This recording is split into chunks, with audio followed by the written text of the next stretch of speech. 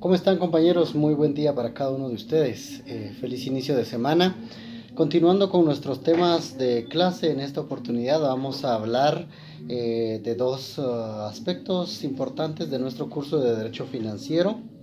Y vamos a iniciar con el tema de las entidades fuera de plaza o las denominadas offshore, y también vamos a hablar de la política fiscal. Vamos a ser lo más concisos posibles a efecto de que tengamos un aprendizaje también eficiente. Hablemos entonces en primera instancia de las entidades fuera de plaza, las denominadas offshore. Estas entidades, compañeros, tienen un surgimiento a partir de los años 70. Um, con el aumento en el precio del petróleo, los países productores, estamos hablando de los países asiáticos, tuvieron importantes ganancias porque el petróleo lo vendían a precios excesivamente altos. En tal virtud, los jeques árabes y que tenían suficiente fortuna empezaron a ver la forma en que podían obtener seguridad al depositar su dinero, pero también aunado a esto no querían pagar un impuesto demasiado oneroso. Eso hizo que empezaran a buscar algunas formas de invertir la fortuna que tenían estos jeques árabes. Entonces empiezan a surgir unas entidades denominadas fuera de plaza, que hoy conocemos como offshore, porque son entidades bancarias que realizan operaciones fuera de su país de origen. Así entonces, estos millonarios, podríamos llamarles, estos jeques árabes, empezaron a buscar países a donde depositar su dinero, en donde no hubiera tanto control y tanta carga impositiva. De ahí, compañeros, entonces nace la necesidad de mundial prácticamente de crear estos denominados paraísos fiscales. Yo estoy seguro que en la medida en mayor o en menor proporción, ustedes han escuchado en algunos casos que existen paraísos fiscales. Pues bien, los paraísos fiscales no son más que lugares o países o ciudades del mundo en donde no existen impuestos, o en donde se cobran a una tasa muy reducida con respecto a los países de donde son originarias las personas que tienen suficiente fortuna. Es decir, ellos tienen la plata, pero no quieren pagar los impuestos o los tributos que les corresponden. Entonces buscan lugares en donde puedan invertir su dinero, en donde puedan guardarlo y no pagar demasiados tributos. Es más, no necesitan incluso dar demasiadas explicaciones respecto del origen de su dinero. Esa es, digamos, la escena o el escenario en el cual nacen las entidades offshore. Personas con demasiada fortuna, pero a la vez que no quieren pagar la carga tributaria de su país de origen. No estamos hablando de ningún país en específico, estamos hablando de manera mundial.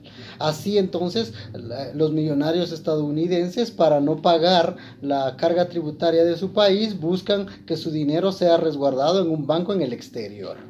Así, los millonarios guatemaltecos, para evitar pagar demasiada carga tributaria, buscan que su dinero sea guardado o depositado en una entidad bancaria que está en otro país. Esas entidades bancarias que operan dinero de Guatemala, pero en otro país, son las denominadas entidades offshore o entidades fuera de plaza. Antes de seguir con el tema, vamos a aclarar que aperturar estas entidades no es ilegal. Está regulado en nuestro ordenamiento legal. También es importante indicarles que ustedes o cada uno de nosotros, si en algún momento hacemos uso de estas entidades fuera de plaza, tampoco es ilegal. Que si usted, notario, es requerido para constituir una entidad de estas, no riñe con la ley, porque la ley precisamente lo permite. Ya veremos por ahí algunas situaciones que hacen que estas entidades sean tal vez mal vistas, pero en definitiva su constitución, su funcionamiento es completamente legal. Entonces hay países, compañeros, que tienen carga tributaria baja o que su carga tributaria es nula. Es decir, no cobran tributos. Esos son los países que se denominan paraísos fiscales. Y las entidades fuera de plaza están constituidas precisamente en estos países para que ustedes que tienen demasiada fortuna obtengan mayores ganancias por el dinero que les corresponde. Entonces, si usted gusta, vamos a empezar definiendo lo que es un paraíso fiscal. Por paraíso fiscal, compañeros, entendemos un lugar del mundo en donde no existen impuestos o tributos, o en donde se cobran las tasas más reducidas con respecto a los otros países. Esto da ventaja a los inversionistas para poder establecer sus negocios en dichos países, debido a que su legislación es más benévola en materia impositiva, y esto les permite incrementar sus utilidades. A ver, si usted está conmigo en esta clase, ya entendió. Es decir, usted tiene demasiada plata, pero no quiere pagar impuestos por eso, no quiere pagar tributos. ¿Qué hace? Lo invierte en un país en donde no hayan tributos. Esos son los que se denominan entonces, compañeros, paraísos fiscales. Sin embargo, eso no es suficiente para que usted invierta allá. También otra ventaja que otorgan los paraísos fiscales es que no requieren información previa de cómo obtiene usted sus ingresos. Todas estas dos ventajas dan facilidad a que las personas con mucha fortuna pues prefieran tener su dinero en bancos del extranjero, en donde no van a pagar tributos y en donde no se les va a investigar el origen de su capital. La palabra offshore es una traducción inglesa, que significa alejado de la costa, o nos indica alejado del lugar de origen de donde opera el depositante. Esta palabra empezó a surgir, como ya les dije, en los años 70, cobró auge definitivamente en dichos años y hasta nuestros tiempos, de tal suerte que en Guatemala se legisló por primera vez en el decreto número 19-2002, que es la ley de bancos y grupos financieros, y vea que hasta el año 2013, a través de una resolución de la Junta Monetaria, ahorita le indico cuál es el número de esa resolución, es la resolución, acá la tenía, compañeros, sí, la resolución 43-2013 de la Junta Monetaria. En esa resolución por primera vez se instituye, compañeros, el trámite para constitución de sucursales o de offshore en nuestro país. Antes de continuar, le voy a dejar claro que nuestro país no es un paraíso fiscal. Por el contrario, es un lugar al que le rehuyen los inversionistas y también las personas que tienen fortuna, porque la carga tributaria es demasiada. Es también engorroso y burocrático la apertura de sociedades, y eso hace que los inversionistas pues prefieran invertir su dinero en países que tienen legislaciones más benévolas y carga tributaria más baja, y eso hace que busquen entonces las entidades fuera de plaza. Muy bien, entonces definamos, compañeros, qué es una entidad offshore para que nosotros tengamos claridad.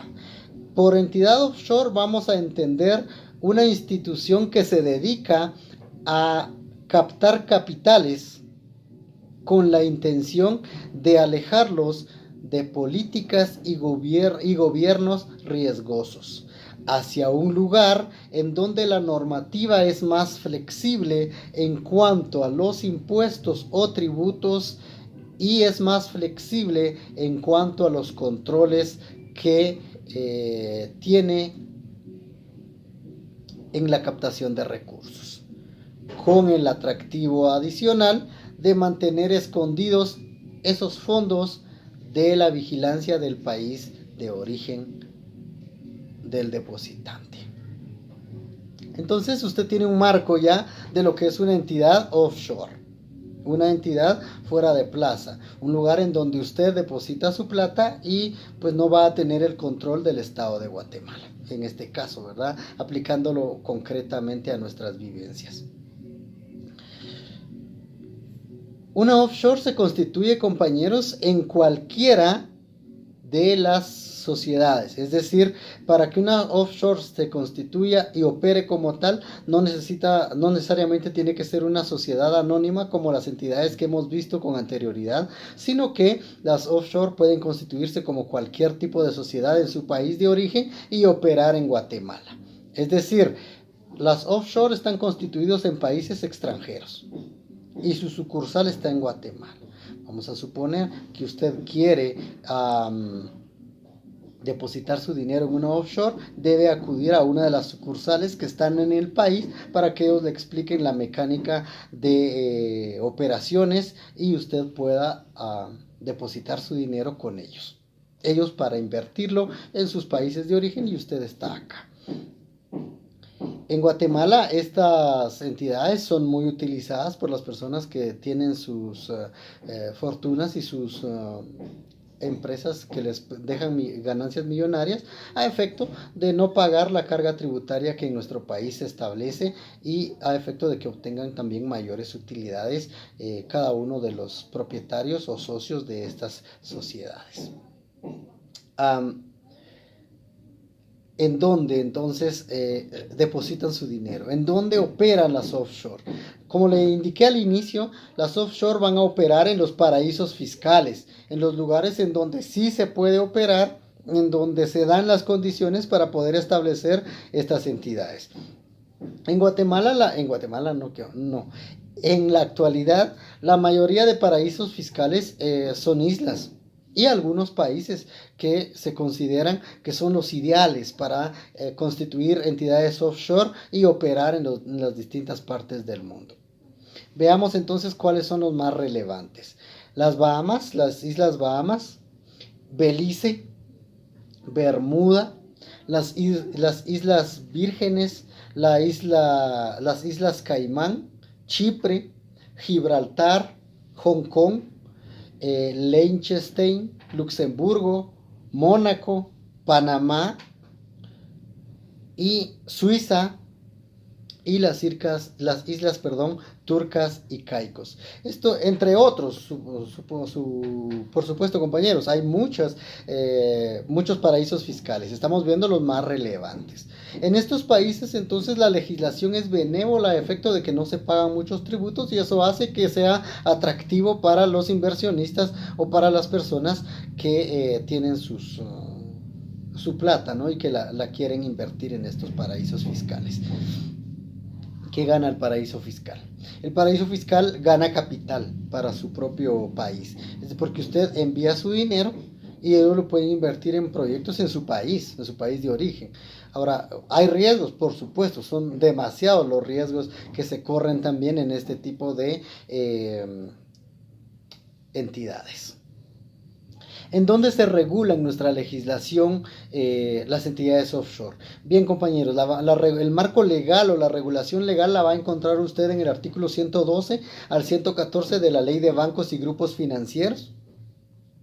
También va a encontrar la resolución 43-2003 de la Junta Monetaria que contiene las normas para constitución de las entidades offshore y por supuesto nuestra ley macro, que es la Constitución, regula toda la actividad del sistema financiero en el artículo 132 y 133 de nuestra Constitución política. Ahí usted encuentra entonces el marco legal para la operación de estas entidades fuera de plaza. ¿Cómo se constituye una sucursal de offshore en nuestro país? Es decir, estas offshore que están en otros países, si quieren ofrecer sus servicios en nuestro país, deben tener un trámite correspondiente. Para eso entonces nos vamos a ir a ver con ustedes la resolución de la Junta Monetaria 43-2003 que establece los requisitos para la constitución de estas entidades. Compañeros, en primera instancia tenemos que saber que la entidad tiene que estar ya constituida en su país de origen. Pensemos en Panamá, que es el más cercano y el de más auge en nuestra cultura. Acá en Guatemala existen muchas personas que su dinero lo mueven a través de bancos panameños, entidades offshore que tienen su sede en Panamá. También Suiza es otro país muy utilizado en nuestro medio para que las personas depositen su dinero en los bancos suizos y obtengan sus ganancias, sus utilidades de esa cuenta. Entonces, en primera instancia, una offshore tiene que tener constituida como tal su empresa en su país de origen. Cuando ya está constituida en su país de origen, a la luz del artículo 2 de la resolución 43-2013 de la Junta Monetaria, se establece que esta entidad debe presentar una solicitud dirigida a la Superintendencia de Bancos y acompañar toda la documentación y todos los requisitos que se establecen en este artículo 2, artículo 3 y me recuerdo yo que artículo 4 también. Artículo 2 y 3 de la resolución 43-2013 de la Junta Monetaria establece todos los requisitos que tiene esta solicitud que la entidad offshore presente a la Superintendencia de Bancos para que se le autorice su operación en Guatemala. Compañeros, presentada la solicitud con los documentos y los requisitos que la ley establece, la Superintendencia de Bancos puede realizar, como siempre, tres cosas, ¿no? Admite la solicitud, impone previos o rechaza la solicitud. Eso lo regula nuestro artículo 4 de la resolución 43-2013 cuando dice: si durante el trámite de la solicitud para la autorización de funcionamiento de una entidad fuera de plaza se comprueba que existe falsedad en la información y o documentación proporcionada, la Superintendencia de Bancos rechazará sin responsabilidad y sin más trámite la solicitud respectiva, lo anterior sin perjuicio de aplicar otras medidas que en ley correspondan. Asimismo, establece este artículo que la Superintendencia de Bancos procede a revisar la solicitud y si hace falta algún requisito, dice el artículo 10, si de la revisión de la solicitud, documentación e información recibida se establece que la misma es incompleta o bien del análisis se determina que es incorrecta o que es necesario requerir información complementaria, la Superintendencia de Bancos lo comunicará por escrito a los interesados, quienes dentro del plazo de 30 días deberán atender el requerimiento. Entonces, dos cosas, ¿no? Su solicitud está muy bien, entonces continuamos con el trámite. Su solicitud está incompleta, falta más información, la Superintendencia de Bancos requiere algunos otros aspectos, entonces le vamos a dar un plazo prudencial para que usted subsane estos defectos. Y si su solicitud no se ajusta a los requisitos legales, pues en definitiva se lo vamos a rechazar. Pero paso número 1, entonces, compañeros, sería la solicitud con los requisitos y documentos que establece el artículo 2 y 3 de la resolución 43-2013. El artículo 10 que leí también es de este mismo cuerpo legal. Entonces, nuestro segundo paso debería ser el dictamen de la Superintendencia de Bancos. La Superintendencia de Bancos, después del análisis que realiza la documentación, la investigación, recuerden ustedes que puede investigar, entrevistar, averiguar sobre la solvencia de los socios o de la entidad offshore que se pretende constituir en Guatemala, va a hacer una investigación. Para esto va a tener 30 días, eso lo establece nuestro artículo 11 de la resolución 43-2013. Ahí vamos a establecer nosotros que la Superintendencia de Bancos tiene 30 días para realizar el análisis de la documentación y de los requisitos que se le presentaron. Si encuentra que la solicitud, está conforme a derecho, que cumple con los requisitos mínimos, entonces va a autorizar que se continúe con el trámite. Ojo, no está autorizando el funcionamiento, está autorizando que se continúe con el trámite, y esta autorización la va a hacer a través de un dictamen. Esto en el plazo de 30 días. En otro plazo de 30 días, la Junta Monetaria va a emitir una resolución en donde va a autorizar o va a rechazar la solicitud de los interesados en constituirse como sucursal de una offshore en Guatemala. Esto lo establece el artículo 11 y el artículo 113 el artículo 11 de la resolución 43-2013 y el artículo 113 de la ley de bancos y grupos financieros. En dicho cuerpo legal se establece entonces, compañeros, que la Junta Monetaria va a emitir una resolución en donde va a autorizar el funcionamiento de la entidad offshore en nuestro país. Si se emite esta resolución de la Junta Monetaria en donde autoriza que funcione la entidad offshore o la sucursal de la entidad offshore en nuestro país, según el artículo 12 de la resolución 43-2013, debe ordenarle a la entidad offshore que nombre un representante legal en el país. Esto con el objeto de que exista a quien acudir en caso de algún requerimiento o en caso de algún reclamo. Este representante debe ser un mandatario judicial, de los que establece el artículo 139, 140 y 141 de la ley del organismo judicial. Compañeros, la ley del organismo judicial nos habla acerca de los mandatarios judiciales. Pues bien, los mandatarios judiciales, a la luz del artículo ya mencionado de la ley del organismo judicial, establece que solo pueden ser mandatarios judiciales los parientes en grados de ley de los socios fundadores de alguna empresa, en este caso, o los abogados colegiados activos. En este caso, como las personas que están constituyendo una entidad offshore en Guatemala no son originarias del país de Guatemala, es evidente que no van a tener familiares. Por lo tanto, normalmente los mandatarios o los representantes de las offshore en Guatemala van a ser abogados colegiados activos, porque la ley así lo permite, y esa es una de las facultades que se nos otorgan a nosotros por la investidura jurídica que el Estado de Guatemala nos ha otorgado. Entonces,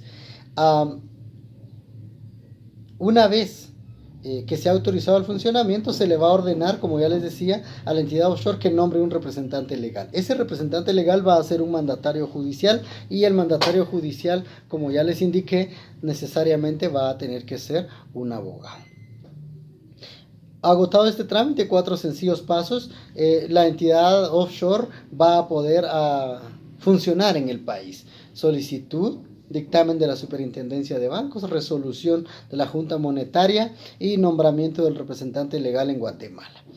El artículo 13 de la resolución 43-2013 de la Junta Monetaria establece lo siguiente: las entidades fuera de plaza podrán realizar en Guatemala únicamente en moneda extranjera las operaciones que les permite realizar la licencia que les haya sido extendida en el país de su constitución y que sean legalmente permitidas en Guatemala. Cuando empezamos este tema de las entidades financieras, siempre se les indicó que la intermediación financiera es captar recursos, invertirlos y en su oportunidad también brindarles en préstamos o créditos a las personas que lo soliciten. Eso es intermediación financiera a la luz del artículo 3 de la Ley de Bancos y Grupos Financieros. Pues bien, una entidad fuera de plaza o entidad offshore realiza intermediación financiera, es decir, capta recursos, los invierte y también da créditos. Pero ojo, capta recursos de personas de otros países, los invierte en su país y otorga créditos en su país. En Guatemala podrá otorgar créditos solo si la licencia que les fue otorgada en su país se los permite. De esa cuenta, les decía yo en su oportunidad, los riesgos que usted como millonario corre son fuertes. Sin embargo, también las ganancias son muy fuertes en este tipo de entidades fuera de plaza. Muy bien, si tenemos el trámite, entonces es necesario que veamos si en Guatemala hay entidades offshore funcionando. Y sí, en Guatemala tenemos hasta el momento, de acuerdo a la información de la Superintendencia de Bancos y del Banco de Guatemala, 4 entidades fuera de plaza u offshore que están funcionando. Está la offshore denominada West Trust Bank, la entidad Mercom Bank, la entidad BAC Bank y GTC Bank. La entidad BAC Bank es una entidad fuera de plaza que tiene relación con el Banco Agromercantil y el Banco Reformador que se fusionaron. Y la entidad GTC Bank es una offshore que tiene relación con Banco GIT Continental. Los otros bancos son eminentemente extranjeros y tienen operaciones en Guatemala a través de las sucursales de las offshore. Es importante mencionarles, compañeros, que existieron más offshore, pero algunas han suspendido sus operaciones debido a problemas que han tenido. Normalmente vemos nosotros que estas entidades operan casi que sin ningún control.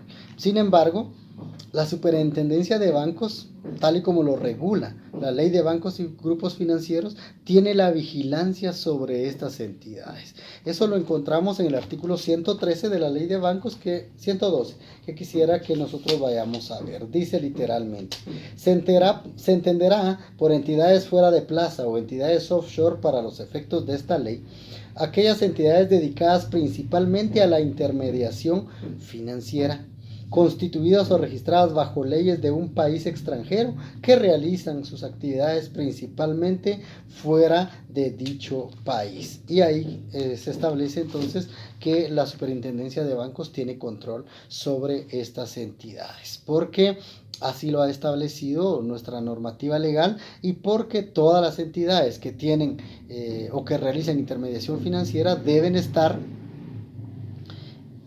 bajo la vigilancia de la Superintendencia de Bancos.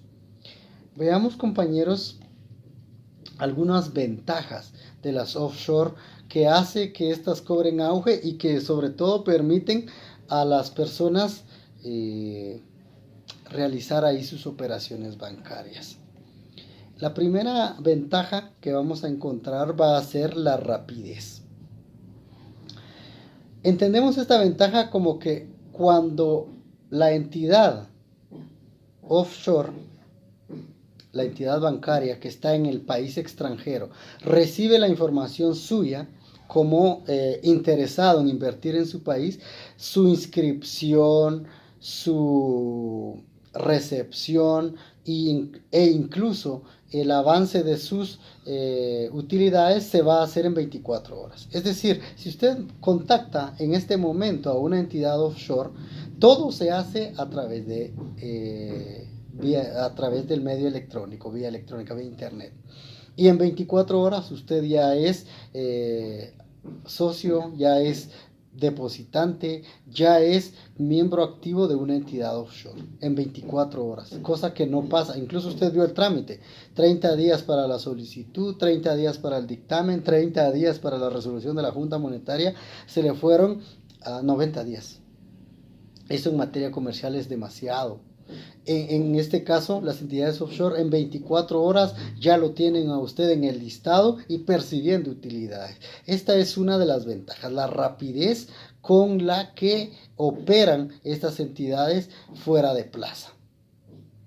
Ahora, si esto le pareció exagerado, 24 horas, pues las entidades offshore tienen casos de extrema urgencia, en donde ya le venden a usted cuentas que están funcionando. Es decir, usted llama y en minutos ya le asignan una cuenta, que hay cuentas funcionando, empresas funcionando que se las venden.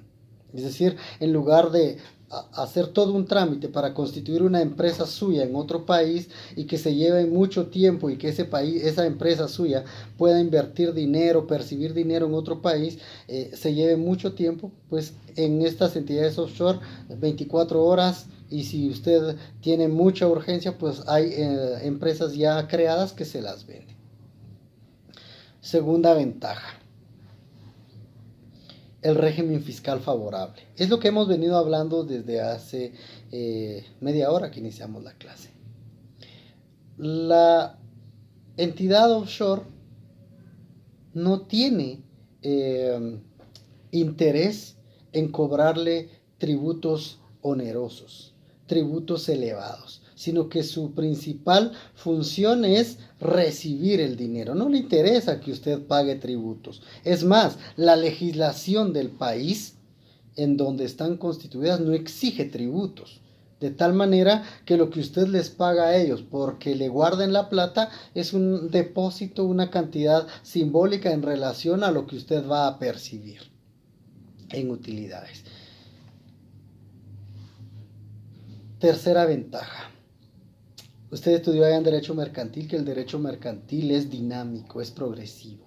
Esta es la forma más progresiva que tiene el Derecho Mercantil actualmente. Es decir, es lo moderno, es lo atractivo para los inversionistas. Mayores ganancias en menor tiempo. Mayores ganancias con menos tributos.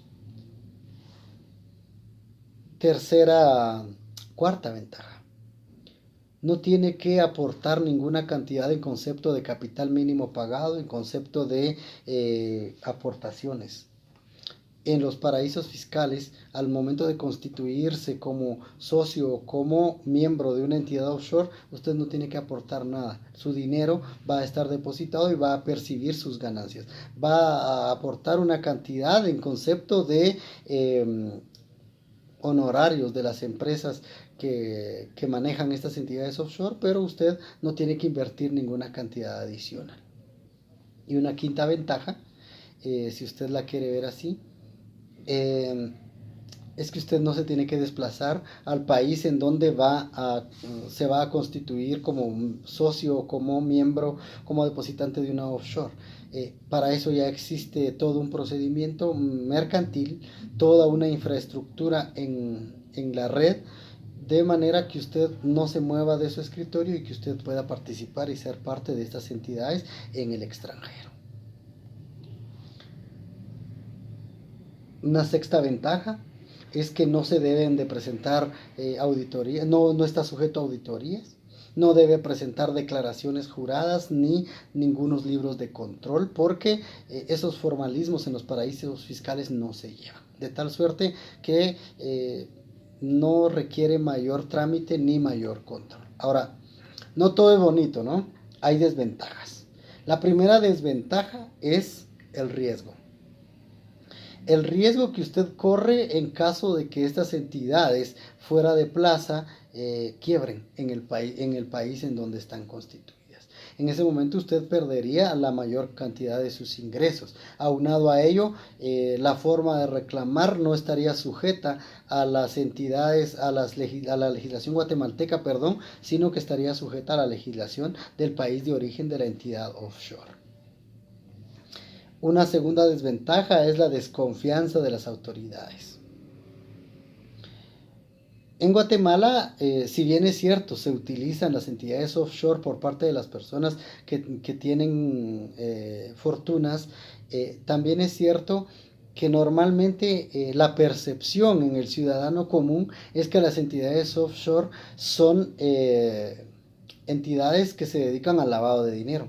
Esa es la percepción, no estoy diciendo que esa sea la función, es la percepción que tienen y que estas entidades offshore son utilizadas por las personas que esconden el origen de su dinero y que están relacionadas con actividades ilícitas.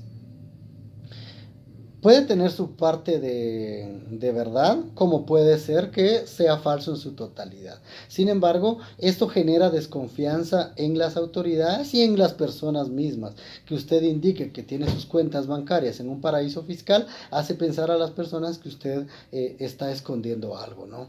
Que usted está tratando de desviar investigaciones en su contra o que sus actividades pues no son lícitas. Y yo comencé o en una parte de esta clase les dije que no es ilícito participar de estas entidades offshore. Sin embargo, en Guatemala todavía no tenemos la cultura de poder participar en estas entidades.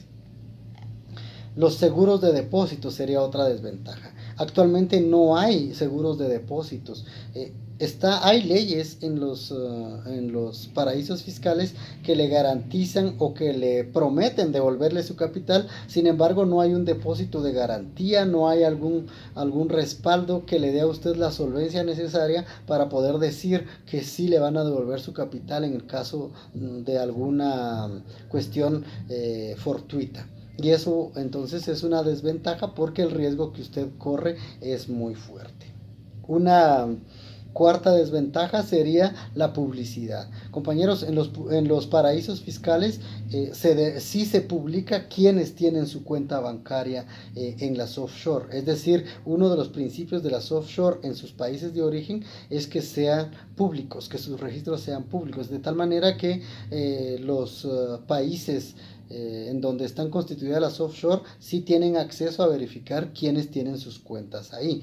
Claro, en el país, si usted guatemalteco tiene su cuenta bancaria en un paraíso fiscal, en una entidad offshore, en Guatemala no nos vamos a enterar, pero en el país en donde usted lo tenga, sí, por el principio de publicidad que rige a estas offshore en su país de origen. Y eso hace entonces que si en algún momento usted se traslada hacia allá, pues a las autoridades quizá tengan su información pública.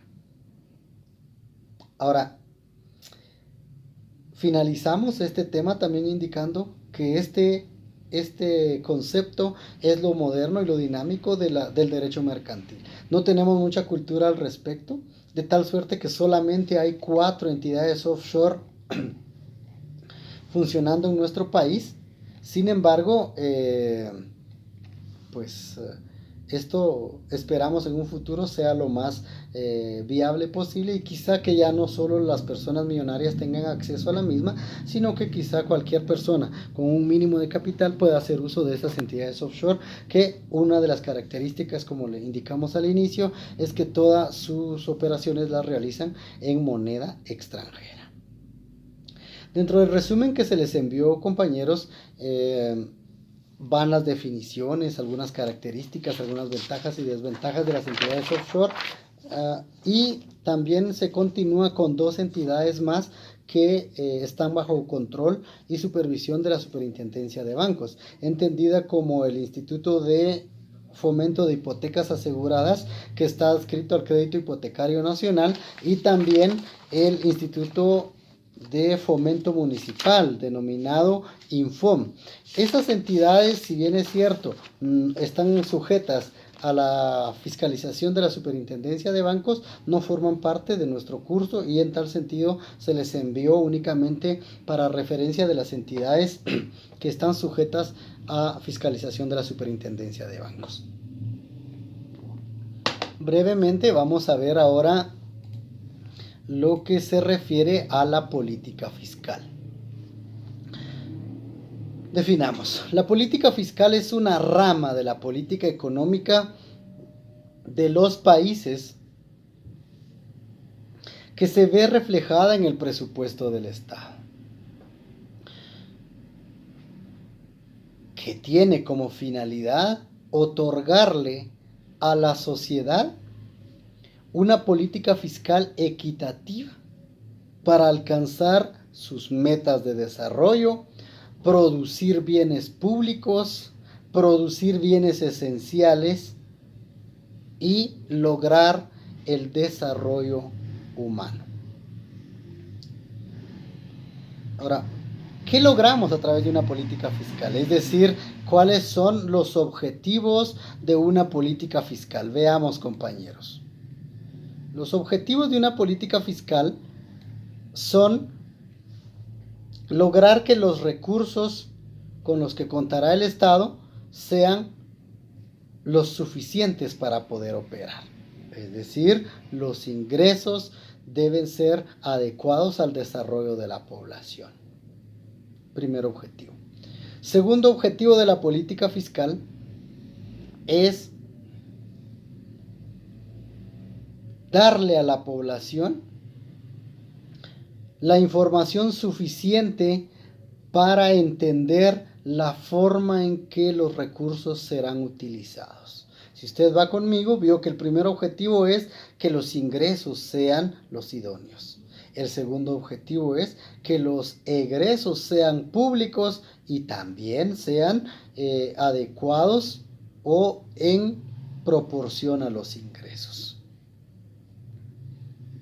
Tercer objetivo de la política fiscal es evaluar el trabajo público, el trabajo de los funcionarios públicos. Y el cuarto objetivo es verificar la forma en que se rendirá cuentas a la población. 4 objetivos entonces: verificar los ingresos, verificar los egresos, evaluar el trabajo de las autoridades a cargo de esta política fiscal y la rendición de cuentas. 4 aspectos. Todos los países debieran contar con acuerdos o pactos fiscales que marquen el camino a seguir a largo plazo, dice la doctrina. Esto para que sea la base del presupuesto de ingresos y egresos del país cada año y establecer el mayor desarrollo posible para la población, otorgándole educación, salud, protección social, nutrición, seguridad, justicia e inversión pública. Ahora, los elementos de la política fiscal ya los hemos visto detalladamente en temas anteriores. Los ingresos públicos, los egresos públicos, la deuda pública y el pacto público. Compañeros, es importante mencionarles que la política fiscal actualmente se rige por la formulación que realiza el Estado, que realizan los 3 organismos del Estado. El organismo ejecutivo, como ya hemos establecido, en su oportunidad elabora un presupuesto de ingresos y egresos del Estado, o para bien decir un proyecto de presupuesto de ingresos y egresos del Estado, y le presenta al Congreso de la República, valga la redundancia, la proyección de lo que considera que se necesita para brindarle a la ciudadanía sus servicios básicos en cada ejercicio fiscal. Luego es el Congreso de la República quien debe evaluar si aprueba o no aprueba la formulación del presupuesto de ingresos y egresos que le presentó el Ejecutivo. Si lo aprueba, entonces nos va a otorgar recursos para que nuestros servicios públicos estén garantizados. Y el organismo judicial participa verificando que las leyes que se dicten en materia presupuestaria pues se cumplan. Y su incumplimiento pues es sancionado. Y ahí tenemos los procesos penales, los procesos administrativos, los procesos civiles y cualquier otro proceso que usted quiera en contra de las personas que resulten responsables de la poca ejecución, de la pobre ejecución de los recursos públicos. La doctrina establece que una política fiscal debiera ser formulada no por estos tres organismos, sino que debiera ser formulada por el gobierno, entendido el gobierno por el organismo ejecutivo, por el sector privado empresarial y por la sociedad civil. Es decir, son estas tres representatividades quienes debieran elaborar la política fiscal, quienes debieran manifestar las necesidades que se tienen a corto plazo para cada ejercicio fiscal y derivado de esto, es decir, del acuerdo que exista entre el Ejecutivo, el sector empresarial y la sociedad civil, se debiera elaborar el proyecto de presupuesto que se someterá en su momento al conocimiento del Congreso de la República. Esto haría que nuestros presupuestos de ingresos y egresos para cada ejercicio fiscal sean más acordes a las necesidades del país. Sin embargo, hasta el momento, la forma en que se formula la política fiscal es a través de los tres organismos del Estado: el Ejecutivo, el Legislativo y el Judicial. Lo correcto, a la luz de la normativa lo correcto a la luz de la normativa vigente es ese camino. Sin embargo, la doctrina establece que para lograr un mejor desarrollo en nuestro país, la política fiscal debiera formularse por el gobierno, el sector empresarial organizado y la sociedad civil organizada, misma que debiera ser sometida a conocimiento del Congreso y en su oportunidad que se dicten las normas respectivas a efecto de que la sociedad, nosotros como población, tengamos acceso a los servicios básicos y tengamos todo lo necesario para tener una mejor calidad de vida. En definitiva, hasta ahí nos quedamos el día de hoy respecto de estos temas que hemos hablado a grosso modo. Ustedes tienen ahí a los resúmenes y las plataformas digitales para hacer sus comentarios, sus dudas o ampliaciones. Un saludo cordial para todos, que estén muy bien y éxitos en todas sus actividades.